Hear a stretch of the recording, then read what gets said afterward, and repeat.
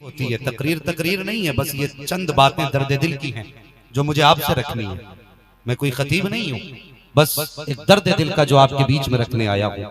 खुदा की कसम, आज जो दुनिया के 1/3 हिस्से का ईमान सलामत है ना, तो वो बरेली के इमाम अहमद रजा की बदौलत सलामत है। हाँ, इल्म कितना जरूरी और कितना अहम है, बातें कड़वी करने लगा हूं लेकिन सच्ची। मेरी तकरीर तबे यार को बेचैन करती है, सबब क्या है वही कहता हूं जो दिल पर गुजरती है। अगर हमारी जमात में इल्म होता ना, तो आज हम जाहिलों को पीर न बनाते। अगर आज हमारे पास इल्म की दौलत होती, तो हम हर ऐरा गैरा नत्थु खैरा को कौम की नकेल न थमाते, कौम की रस्सी अरे गैरों के हाथ में ना होती। एक अजीब अलमिया इस कौम का है कि हमने ये बिल्कुल इसको वाजिब कर लिया है कि पीर का बेटा पीर बनेगा, भले वो शराबी या जुआरी हो। पीर का बेटा पीर बनेगा, भले वो सट्टे लगाता हो।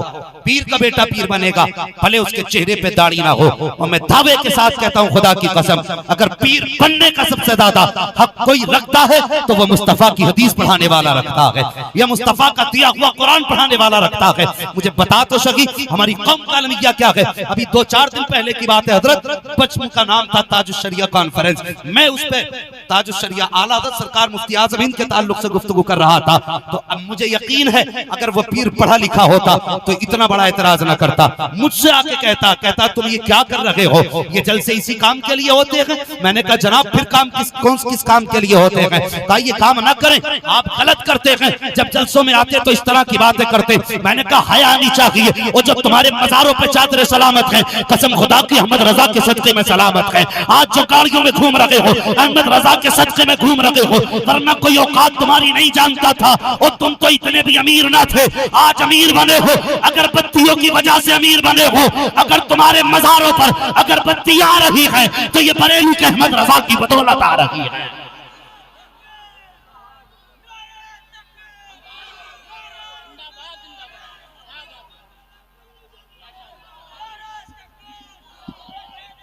क्या बात है, जिंदाबाद जिंदाबाद। न तुम सदमे हमें देते, न हम फरियाद यूं करते, न खुलते राज़े सरबस्ता न यूं रुसवाइयां होती।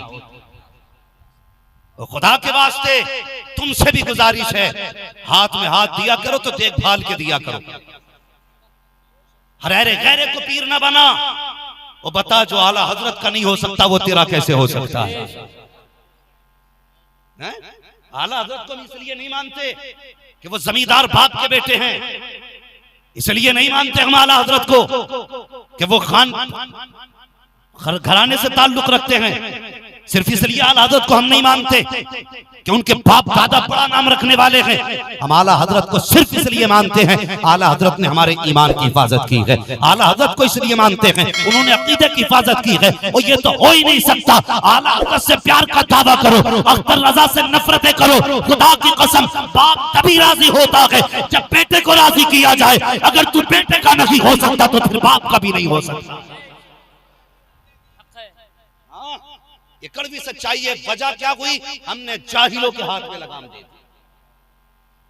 और मैं गुजारिश करूंगा दस्त बस्ता उलमा से, अब ये पीरा मुरीदी की लाइन अपने हाथ में ले लो, वरना जो कौम बची है ये भी खत्म हो जाएगी, खत्म हो जाएगी।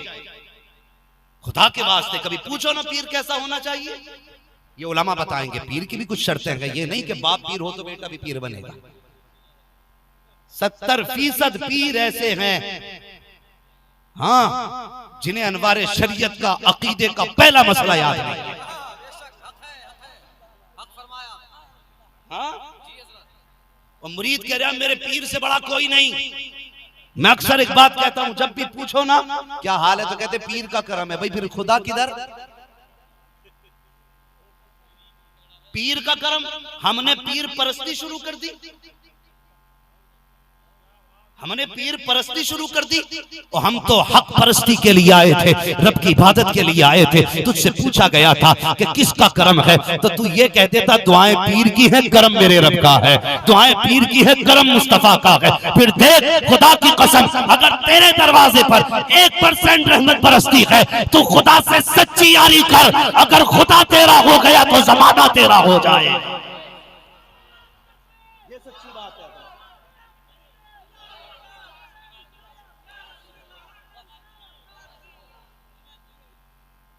उलमा को ये जिम्मेदारियां संभालिए, दीजिए उलमा को जिम्मेदारी। और तुम भी मुरीद हो ना तो किसी पीर के हाथ में हाथ दो तो ये भी देख लेना आलिम है कि नहीं, आलिम है कि नहीं। ये विलायत की पहली शर्त है इल्म का होना, पहली शर्त है। वरना अगर कोई हाथ में सरसों का दाना भी जमा दे और अगर उसे इल्म नहीं है जायज और नाजायज का, और सिर्फ इतना इल्म के अपनी जरूरत के मसाइल किताब से देख के हल कर सके, इतना भी इल्म ना हो तो फिर पीर मत बना, पैर बना के करवट से रख दे। मैं साफ कहता हूं खुदा की कसम, मैं सर नहीं झुकाऊंगा, मैंने पीर ऐसा वैसा नहीं पाया, अख्तर रजा जैसा पाया है। क्या बात है, जिंदाबाद जिंदाबाद, वाह वाह। फख्र करते हैं हम अपने ऊपर। नारे तकबीर, नारे रिसालत, मसलके आला हजरत फैजाने ताजुश शरिया, नारे तकबीर, नारे रिसालत। मैं अपनी एक बात बताऊं, मुझे आज अगर अपने मुर्शिद की याद आती है ना, बुरा ना मानना, मैं किसी के पीर की मुखालफत नहीं कर रहा हूं, मैं अपने दिल की बात बता रहा हूं। मुझे आज जब कभी अपने पीर की याद आती है ना, मेरा जी चाहता मैं अपने पीर से बातें करूं, तो मालूम है मैं कहां जाता हूं, मैं सीधा सफर करता हूं बिलग्राम शरीफ और सरकार उवैस मियां के कदमों में बैठता हूं। खुदा की कसम पीर की यादें ताजा हो जाती है। जिंदाबाद जिंदाबाद। हाँ, अगर हाथ में हाथ दो ना, ऐसे मर्द कलंदर के हाथ में हाथ दो जो सीने से लगा के कह देना कि ठीक हो जाएगा, खुदा की कसम जबान से निकलने की देर होती है, अल्लाह कैंसर को भी बदन से दूर फरमा देता है।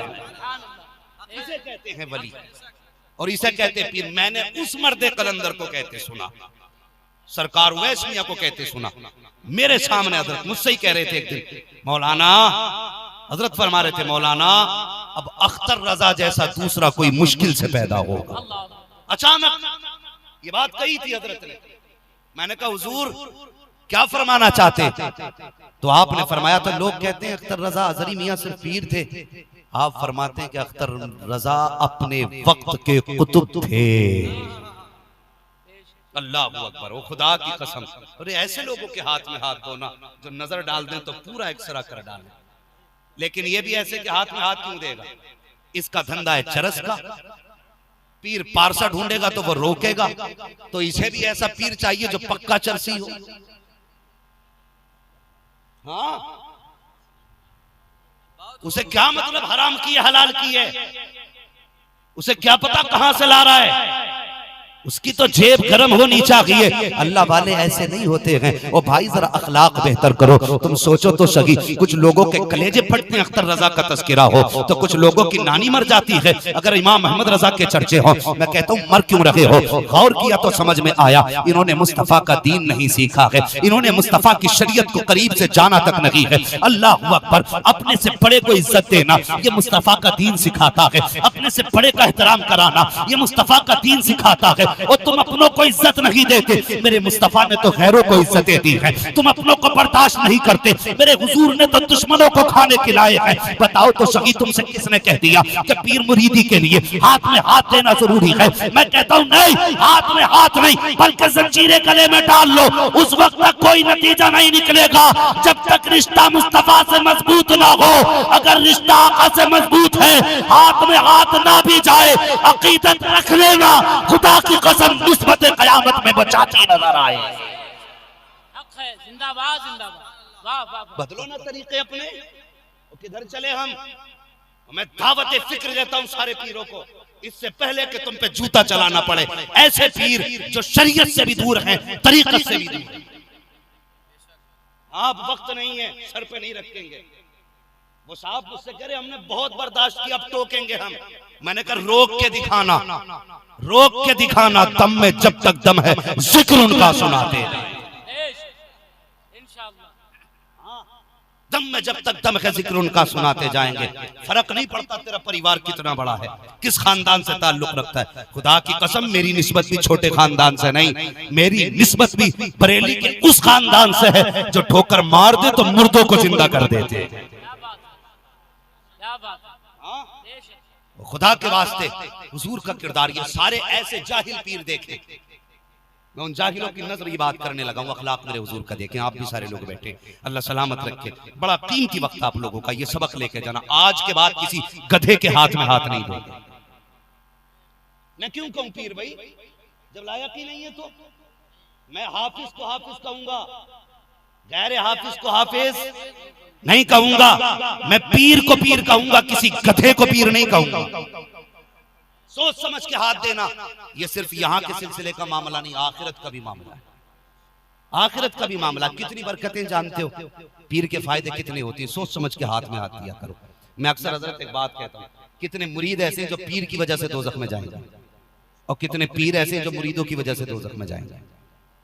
दोनों की क्वालिटियां मैं समझाता हूँ। वो पीर जो कहते हैं मेरा हो के तुझे किसी की जरूरत नहीं, फिर नमाज भी न पढ़, तो वो मुरीद ऐसे हैं जो पीर की वजह से धकेले जाएंगे। और वो पीर धकेले जाएंगे मुरीदों की वजह से जिनको मुरीद सजदे करते हैं और वो मना नहीं करते। इसकी वजह से हमारी सुन्नियत बदनाम हो रही है, हमारी सुन्नियत पर फर्क पड़ रहा है। तेरी तो दुकान चल रही है ना, तुझे क्या पता इस दीन को मुस्तफा ने कितनी मेहनत से सींचा, और तुझे क्या पता ये दीन हम तक कैसे पहुंचा।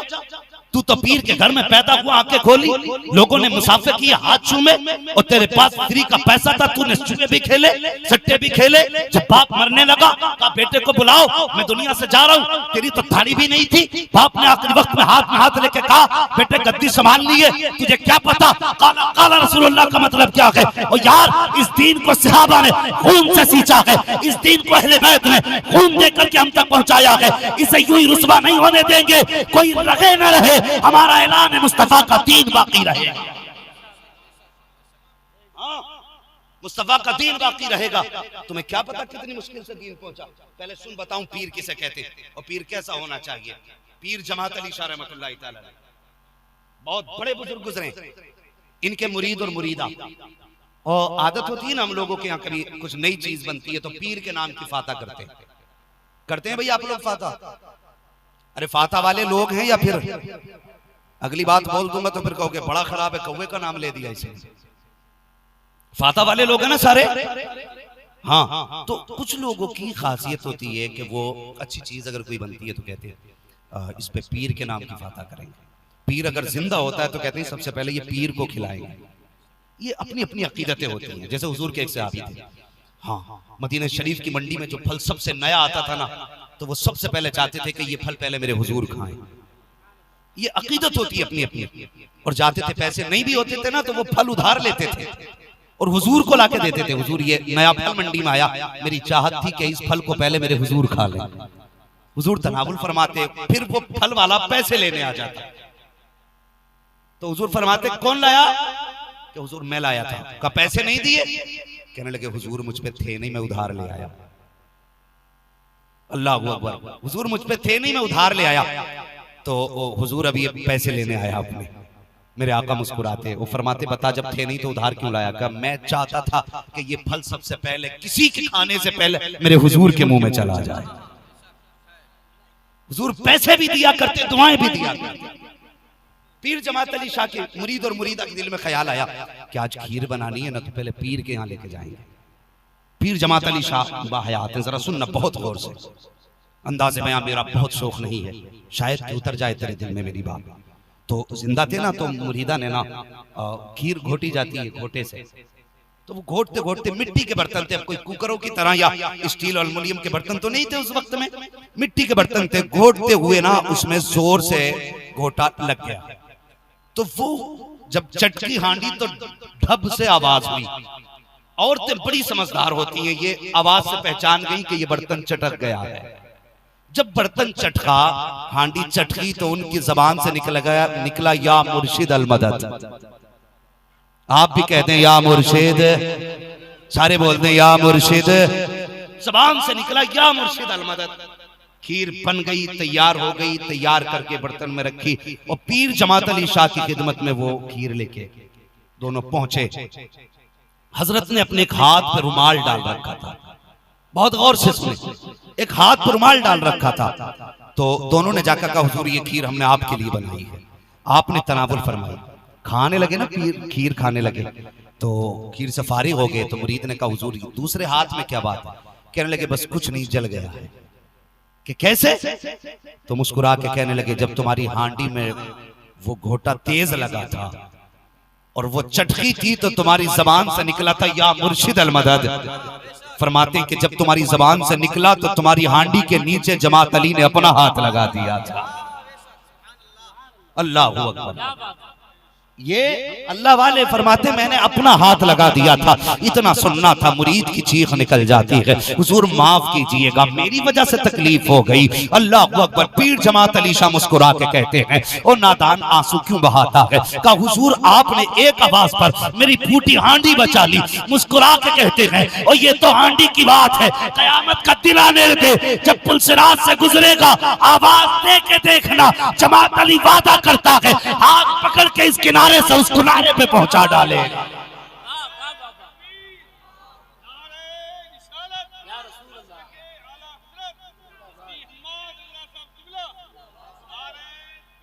अल्लाह अकबर। अल्लाह अकबर। ये शान होती है पीर की, और तुमने दे दिया चरसिए के हाथ में हाथ। खैरियत है फिर खुद भी पिटेगा तुम्हें भी पिटवाएगा।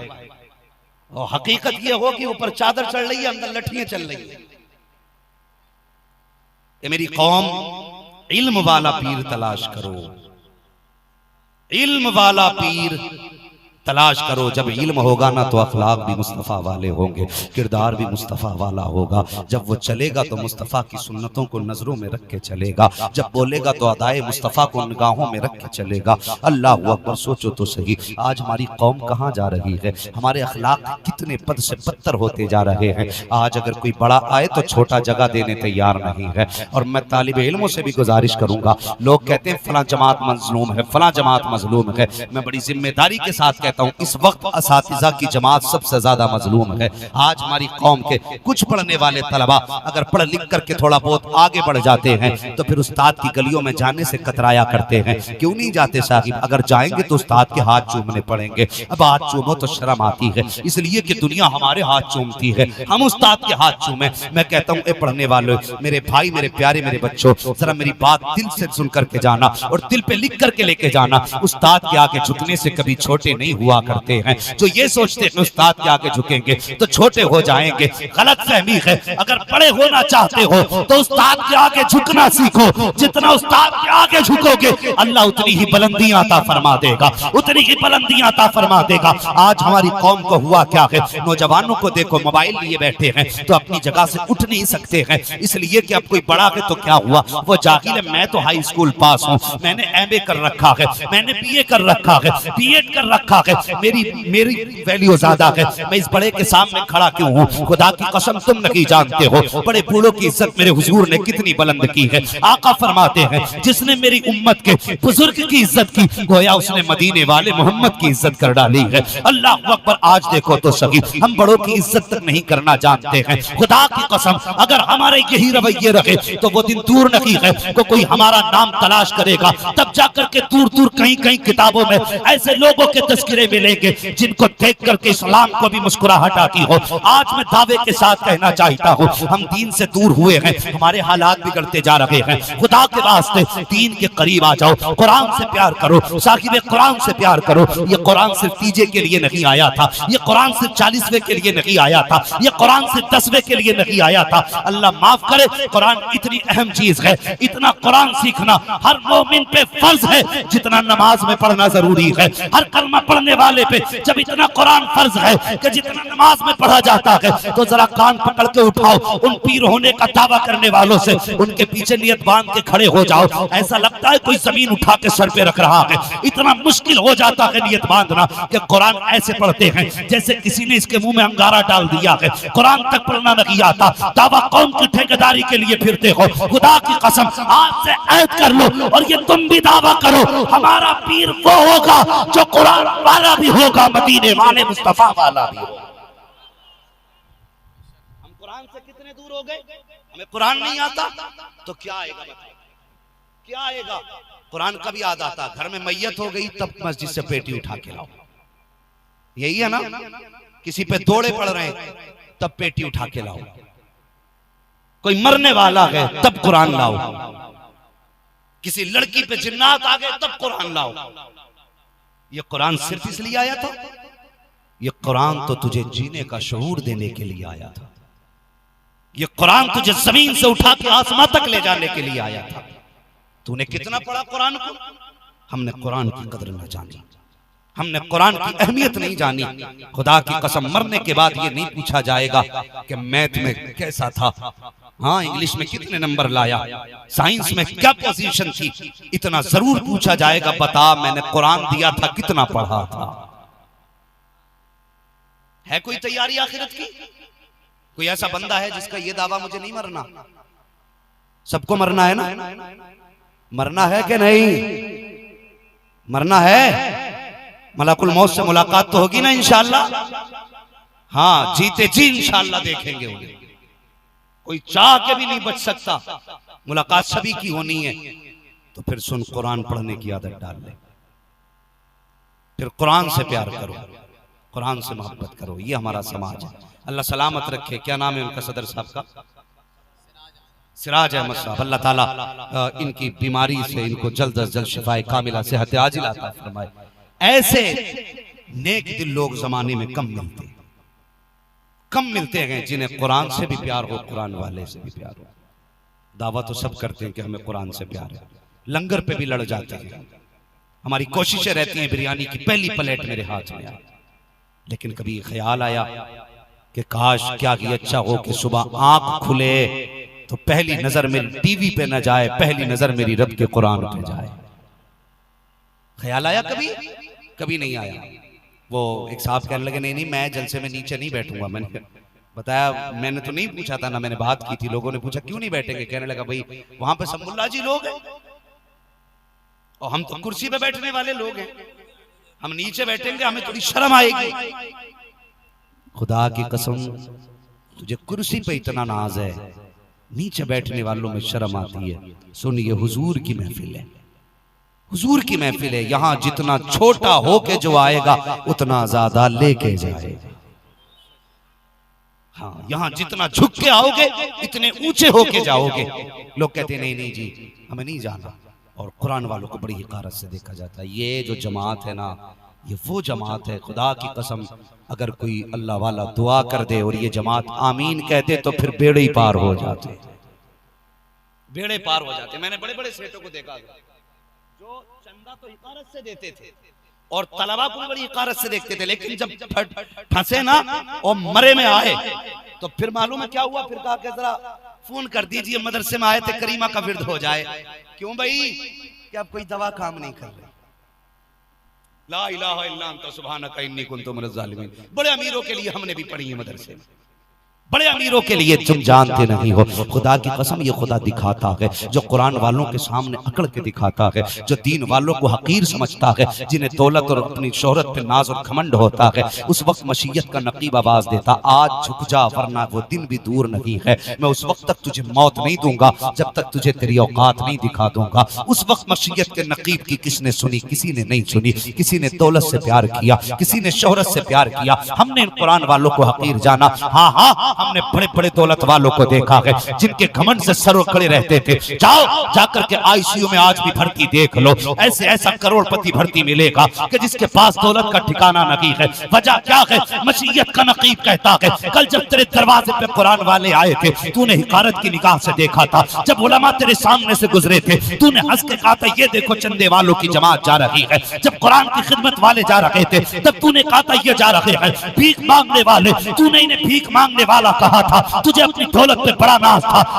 आज मेरे शिकंजे में आया है, तुझे तेरी औकात दिखाई जाएगी। जाओ जाकर के आईसीयू में देखो, बड़े बड़े मास्क मुंह पे लगे मिलेंगे। मिलने वाले आ तो रहे हैं लेकिन किसी काम के नहीं है। कोई हाथ में जूस की थैली ला रहा है, कोई फलों की थैली लेकर के आ रहा है, कोई खाने का टिफिन लेकर के आ रहा है, मगर ये आईसीयू में भर्ती है। देख तो रहा है लेकिन कुछ कर नहीं सकता है। देखना कभी आईसीयू वालों को उनकी आंख की करवट से आंसू बहते रहते हैं, उनसे पूछना जाकर के बता तो सकी कि आज तुम मौत को याद करके रोया है या जिंदगी की कमी ने रुला दिया है? उसकी आंख के आंसू देख के कभी पूछना, बता तो सकी आज क्यों रोया है? काश ये आईसीयू वाला बोल पाता और तुझे पता था। वो पूछने वाले आज मैं जिंदगी की कमी की वजह से नहीं रोया हूँ, मुझे मौत के करीबी ने नहीं रुलाया है, मुझे मरने ने परेशान नहीं किया है। का फिर किस लिए रोया? का रोया इसलिए हूँ क्या कि अच्छा होता जो जूस लेके आ रहे थे ये कुरान की तिलावत लेके आ जाते। जो मेरे लिए फल लेके आ रहे हैं, सूरह यासीन का पानी लेके आ जाते।